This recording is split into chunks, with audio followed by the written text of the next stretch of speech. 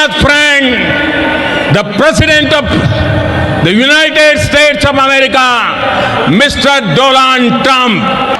At a cafeteria in this city, stand up. আসসালামু আলাইকুম প্রিয় দর্শক শ্রোতা ভাই ও বোনেরা, আমি সাইদ হাসান সবাইকে আমার আন্তরিক শুভেচ্ছা অভিনন্দন জানাই। নরেন্দ্র মোদীর রাজনৈতিক খেলায় হেরে গেলেন বিশ্ব খেলোয়াড় ডোনাল্ড ট্রাম্প। প্রিয় দর্শক, বিশ্ব রাজনীতি এখন আর কোনো চুপচাপ খেলা নয়, এটা যেন এক মহাসাগর, উত্তাল ঢেউ আর রাজনৈতিক ষড়যন্ত্রে ভরা। আজকে আমরা কথা বলবো দুই দাপটে খেলোয়াড় নিয়ে, বিশ্ব খেলোয়াড় ডোনাল্ড ট্রাম্প এবং ভারতের রাজনীতির মাস্টার মাইন্ড নরেন্দ্র মোদী। কে জিতলো, কে হারলো, আর কে আসলে চালাকি করে বিশ্ব মানচিত্র বদলে দিচ্ছে, চলুন জানি সবকিছু।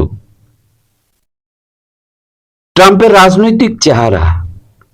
ডোনাল্ড ট্রাম্প, যিনি ব্যবসায়ী থেকে রাজনীতিবিদ হয়েছেন, ক্ষমতায় এসেই তিনি যুক্তরাষ্ট্রের অভ্যন্তরের ও আন্তর্জাতিক অঙ্গনে নানান তুফান তুলেছেন।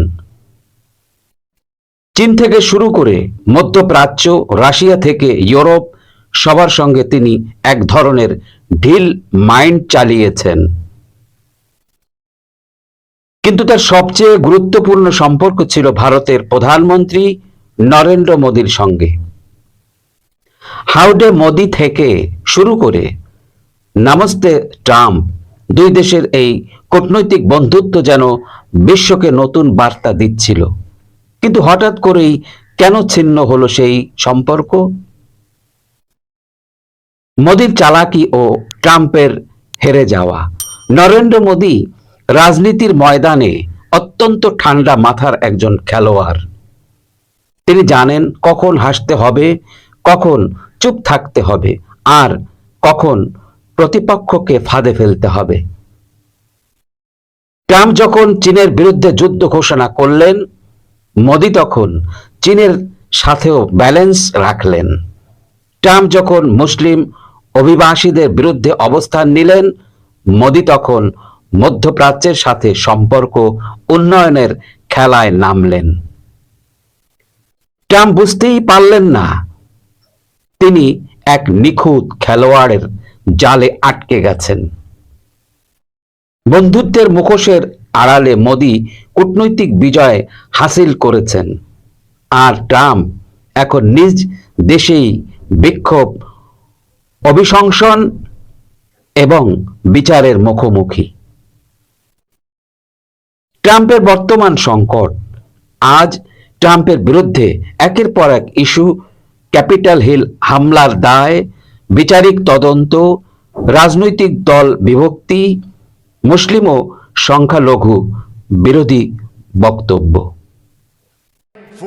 এই অবস্থায় বিশ্ব রাজনীতির মহাগুরু হিসেবে তার অবস্থান আর আগের মতো নেই, এবং এই সুযোগে মোদী নিজেকে প্রমাণ করেছেন একজন স্ট্র্যাটেজিক বিজয়ী হিসেবে।